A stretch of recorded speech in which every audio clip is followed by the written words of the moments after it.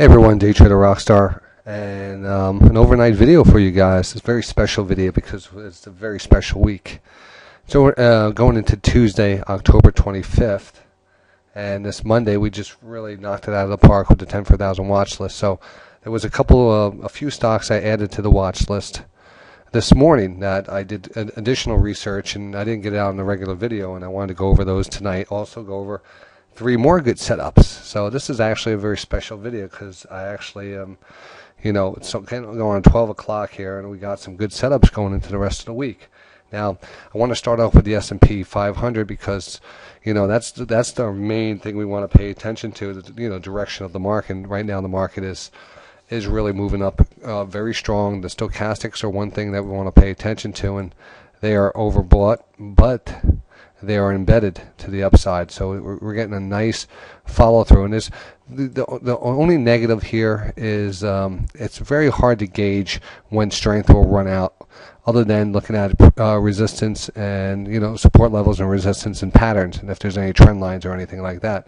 So we go back to that because right now the stochastics are not going to play. They're showing us that they're still very strong, and we had a nice breakout of this recent base. So we'll look at the next area of resistance, which is going to be that 1260 area, and that represents a recent test back here in June, a double bottom test, and we broke down through, and this is really the first test here, and you can actually see that there's 2 candlesticks basically here that we consolidated, which we reversed, but we never got back above that 1260. The next day we opened up at 1260 and sold right off, a big sell-off. So this candlestick here also serves as a good area of resistance. So this 1260, we could have a shot for it tomorrow. It's depending on how we open up, what kind of news comes out. I'm going to say that 1260 will be the level. That would be a perfect scenario because it takes out today's highs, which kind of pushes the shorts up against the wall again. Lots of times shorts place their stops at the previous day highs, which I don't know why. That might have worked back in the 90s, but at this point, you always look for the market to reverse on a kind of a bull trap or a bear trap type of spike. So that 1260 is there in front of us. So I think that's a great target to see tomorrow. It's not that far up. It's about 6 points up on the S&P. So we're not talking a big move tomorrow. And I think tomorrow could be an opportunity for that reversal. So that's what I'm looking at tomorrow. We actually did take the SDS today and kind of holding that and see how that plays out tomorrow also. Now, the market could continue moving up. Like I said, the stochastics are here. They're embedded, but everyone's going to come out trying to guess when this market's going to come down. And Wednesday's a big decision, the Eurozone, and they're going to be coming out of their meeting, and they said they're going to have a pretty decisive decision by Wednesday. So that going into tomorrow, maybe another profit taking before that decision. It's very tough to say. We live in interesting times to be in the market. But what's great about this is knowing how to trade. And when you know how to read, well, I shouldn't even say trade. I should say if you know how to read patterns in the market, then you could lower what I call lower your risk and increase your probability of a successful trade. And that's what we want to do in this market environment. We should know by now. And I was on the radio today, and we're watching Michael Moore complain about how Wall Street's is rigged and it's the biggest scam out there, the biggest casino. Yeah, you know what? I think that's pretty much known now that it's a risky thing to be in the markets. Markets don't value companies at their intangible book value and stuff. It's always forward looking. It's always something out there. It's what someone's willing to pay for, and it's just like anything else. This is a game where money's exchanging hands, and you're trying to be on the right side of the trade. So it's a vehicle for us to make money. So now all we need to do is recognize what makes that vehicle tick. Know when the hill comes up, and we could put the gears, put it into neutral and coast, or when we need to speed up and find something good. It's just about knowing the markets, and that's not a really good analogy. Scratch that analogy from my analogy book. What kind of wheels are going anywhere here? Well, anyway, so that 1260, I wouldn't mind to see a pull back there. If we do break through it, that's what it is. It is what it is. We're not going to, guess at this point what's going to come out of this. This is unknown territory with news coming in front of us. But I would watch that 1260. We start to fail that level. Not a bad area. And again, what we're going to do is we're going to We're going to watch the 60-minute stochastics. We're going to watch for the setup. We're going to watch the price level versus the 60-minute stochastics and see how the price holds up versus previous highs and previous lows. And if there's any trend lines, moving averages and stuff, etc., lining up. So that's all set. There's no problem dealing with this market going forward as a trader. We are rocking it. Now we talk about setups. You know, we have to be in some good setups. Now, the setups that I sent out this morning, we took the trades in. One of them was Sienna. Sienna was a great setup. And I noticed this one late last night. Nice double bottom here. The stochastics were they were very strong. But I really liked is that we were just coming out of this little flag, and it's really based out nicely. And the 60-minute chart was actually pretty bullish. It was starting to cross back up. So we got right in it early on. And now today I want to go over the chart for you. So basically we have two pivot areas here. And the third pivot I'm putting over here where there's a gap back here. But this might not turn out to be the pivot. The pivot actually might be at today's highs, which will bring us down to like this candlestick over here. But that's not, you know, we don't need to know that right now. All we need to know is this lower trend line is intact, and it's a good one. We've tested it multiple times. We closed above it. 1, 2, 3, 4, 5. So I'm just worried about this next trade. And being on the 60-minute chart, this can happen in a day or two. Next test down here. If we get any pullback in Sienna down to this level, this is like money in the bank, cash register right here. So all we're waiting for to do is the next signal. You know, we want to see those stochastics line up on an oversold level with the price level lining up here. If that lines up, you know, we take the trades. Automatic take that trade. You know, that's what we're in the game for. It's not about overthinking this market, trying to figure out, you know, what Sienna's worth. I don't have no idea what the hell they even do sometimes. You know, we're not worried about that. We're trying to worry about where's the most high probability area that we're going to get a bounce and what's the safest area taking a risk out of the trade. And that's what I'm worried about. So let's be realistic in this market and why we're trading this market. You know, JDSU was the other one that went out this morning. Again, nice pop on this, very aggressive. You know, it was the optical stocks that really caught my attention over the weekend. And again, here's the daily on JDSU, and this still looks very good. You know, recognizable pattern, channel. The oversold stochastics on the daily was key. We held a lower trend line. We're kind of making a double bottom here, but a nice reversal candlestick there. And from that point on, we've moved up. So knowing that we just kind of consolidated for the first time since that nice move up, we're going to get that follow through. And this looks like a channel that could be broken to the upside. So JDSU, not in it, but I would be in it if I wasn't in the Sienna, and I took that down today. So we're probably going to get back into one of these. The other one was Corning, GLW. And again, similar situation. Very established trend line. Stochastics were pulling back on a 60-minute chart. There was a little better pullback. There we go. And we actually, we're flattening out. It was just a good setup. Everything was textbook here. We had a nice flag pattern breakout. It was the second day of the breakout. It was a Monday. Everything looked great. So those were the three additional setups on the 10 for 1,000 watch list. The other watch list setups, and we take those trades today and took them off, was Ingersoll Rand. Now this was a great call going into a what we call a sell-off retracement. Now I went over this a lot in the 10 for 1,000 watch list, so you can just refer back to that to learn how to trade this style. But we had that nice gap down here. We had a double bottom. We pushed up against this trend line. Then we had earnings, I believe, were here, and we kind of gapped down. We held off the recent low though, and we actually saw the day before Friday actually hold up pretty good. So once we saw we weren't selling, because normally kind of an earnings play, if you get a gap down, usually see a follow-through gap down until selling starts to dissolve, and then you start to see a consolidation. This takes place in about a 5 to 7 day period usually. So that's what I look for. But we saw a nice consolidation at that, and that just told us, hey, if we see any strength into this, you want to be in it. So the trigger was just a break of Friday's highs, and that happened right after the morning. Added to the position. I was already holding some because we just liked the position overall, and added to it and had a tremendous move. Pushed right up against the top part of that candlestick, which was going to be the first area of resistance, and I had to take profits. It was just, it was a beautiful trade, and we don't know what's going on tomorrow, so I had to take profits. But this one is I still calling for this pattern to play out, and that is just a reversal and the push through. It's kind of like the fake out and breakout play. Well, that's what we're going to call it, Ingersoll Rand. So it's still very bullish on this one too. And as we're talking here, and I don't know how many people this video will get out to because I get it out pretty late, but hopefully you get to see because I have a couple good setups for you. First of all, Johnson & Johnson seems to be getting ready. And you could barely see this on this chart, but I want to show you what this pretty much this setup looks like. All right, you can see this underlying trend line and this triangle formation. Stochastics pulled back a little. This is Johnson & Johnson. Now take a look at totally different stock, but same exact pattern. All right, here it is. It was the pullback.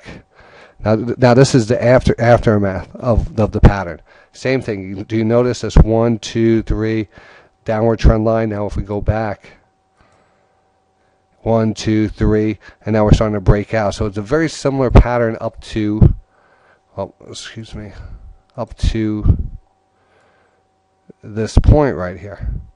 So if we're looking at this point, it's very similar to this one at this point. So it kind of gives us an idea of maybe, hey, this is what this is what's going to happen.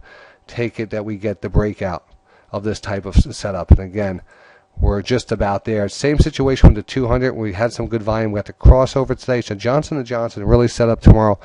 Probably going to start a position in this one. All right. So this one is probably going to be a new position. This might even be good too because you might see a rotation back into some of the healthcare stocks if we do get a little pullback in the market. And if we get the pullback in the market, I think these next few setups are going to work no matter what. I'm going to tell you about that in a second. Let's go over a couple more stocks. HAL, Halliburton. Now, Halliburton 60-minute chart, we banged the table on this. I banged the table on this. You know why? Because we knew what it was going to do before it moved. And the reason was we recognized the pattern before it happened. We already seen this overhanging trend line represented by 1, 2, 3, 4, 5 spots. We have the pivot area down here. So we even have 1, 2, 3 pattern. So you extend this out there. You have this parallel line. You have this line. You make a parallel line and you extend it out. You see the stochastics pull back on the 60. We came right down to the trend line. That's an automatic buy right there. And right from that point on, you follow through and you're back into the pattern. You got to take this trade every single time, people. I was talking about today also. I said I would just love to be able to trade this pattern. You know what I started today doing? Started marking down all the setups that are kind of set up into this pattern. And I want to know exactly what's going to happen going into next week because I already have them written down in front of me. I have them written down right here. All right? And this is another one. This is another one right now. Take a look at Wells Fargo, WFC. Here's an example. Look at this. I already have it mapped out. So I already know that the 1, 2, 3 pattern is here. We already have established channel by this trend line and this trend. Now we already have a spot here. If we do get that pullback on the 60-minute chart, this is where I want to get my entry. So I'm being proactive and I'm understanding that this is going to be probably a buy for me in the 25.50 area for a scalp or a short-term swing. Now, Wells Fargo also like it longer term too, and you can see that usually when when this base is breaking out here, this is kind of a nice little base that's finally breaking out. When a base breaks out and we start to break out, specifically holding above this area, because we could start to confirm that, or even come up to this point. I mean, that would be a very bullish setup right here. Even if we pull back, if it happened at that point, this is a 60-minute chart, and this is again. So that could be in 3 days. It could be in 2 days. Wells Fargo could set up, and stochastics could set back up, and that's what I'm waiting for. 2 days on Wells Fargo to see what this thing looks like. We could get a pullback to the breakout, also get a pullback to the trend line, which will, is all matching up at the same place. You would have to take this trade at 25.80 unless there was news out there that kind of spooked you away from the financials. But there's a great example right now. Now, Verifone, etc. We love this one. PAY. I don't know why I have this on my thing. Let's skip over it for now. Here's a nice one. Here's Deere. Deere. All right. DE. Hope you're enjoying this video, man. I'm going to just take a break here for a second and just talk about how important it is to, be comfortable in a trading style. Feel comfortable, confident in your trade. Because once you do that, that's half the battle. When you're not confident in your trade, you'll get scared out of things. You'll get stopped out of things. You won't have confidence. You'll trade. You'll go into a funk. You'll overtrade. You'll revenge trade and stuff. And what this does, the style, methodology, which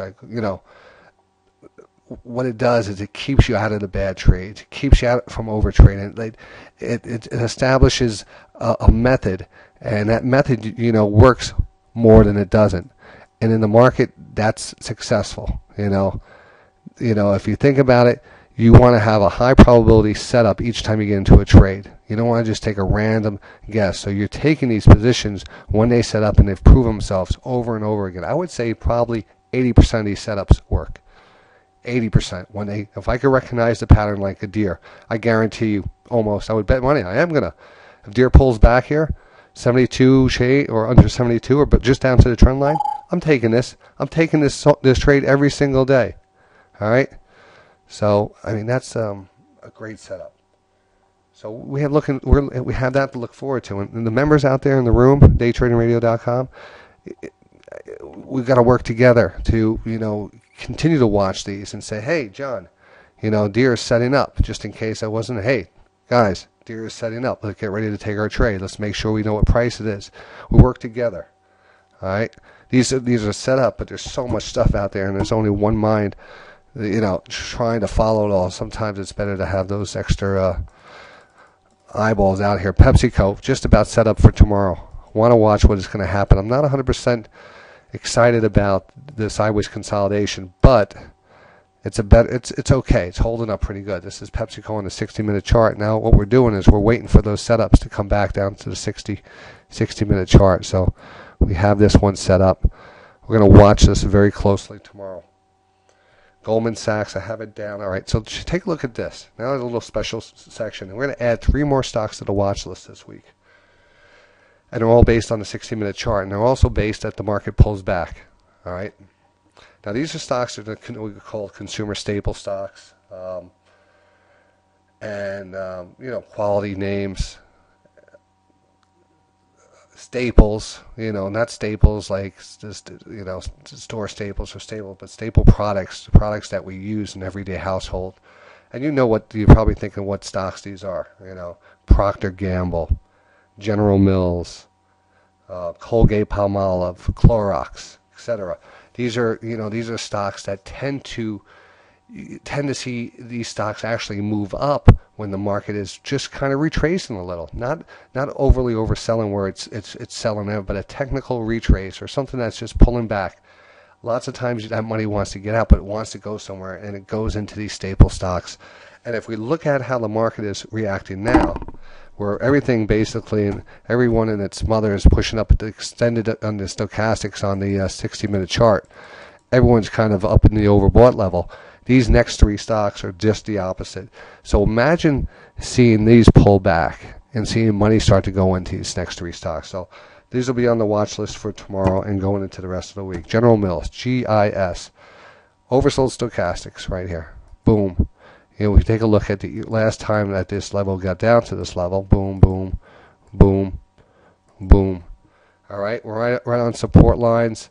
60-minute chart sets up. What I want to really do is just wait for that confirmation crossover or just a nice 60-minute candlestick cross up, and it would be good because I would think that would be a great sign. And that's not even chasing it. I think this will be seen. You could be able to see this before it happens. If the market pulls back and we start to look at these stocks and see how these stocks are showing relative strength, that's all we're going to know. So we're going to know if these stocks are going to be worth their weight by, I would say, by 10:15 tomorrow, 10:30 at the latest, just by relative strength. Procter & Gamble, the next one, PG. Let me go on the daily chart here for a second. And you can actually see that we had a big candlestick drop down to the 20-period moving average, which usually holds up too. So yeah, this is interesting. This is an interesting setup. Now the next one, Procter Gamble. Now what's interesting is even though the market had a beautiful day today, nice up day, we were down on these staple stocks. So there was a little selling pressure, selling in these, and that was basically, I don't think money goes into them when the market is extremely bullish. You know, these are again more of the staples, and it's a more of a safety bet, you know, dividend paying stock, quality company, etc. But here's the daily on Procter Gamble.